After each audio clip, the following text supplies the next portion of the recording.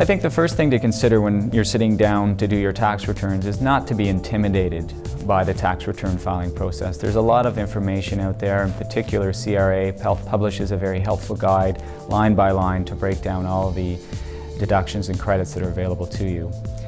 And for those people that are young, I would encourage them to sit down and do their tax returns themselves to become familiar with that whole process. So for students, the things that I would focus on would be the tuition and education credit. The amount of money that you're actually paying in tuition expenses could be claimed as a credit to reduce the amount of tax that you pay.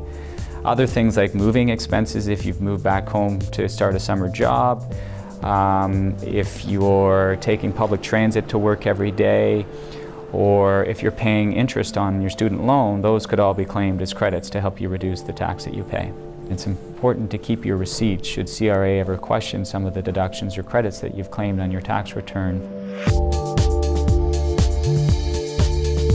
Once you've filed your return, and if you've claimed any of those tuition credits or education credits, it's quite likely that you'll be getting a tax refund. And the important thing to recognize is this is your money coming back to you, tax that you've paid, and it's not a windfall, it's not a lottery win. So it's important to think about that when you decide what to do with your refund. Perhaps paying off some debt, particularly credit card debt because of the high interest rate that you're paying on that, or a line of credit, or perhaps your student loan.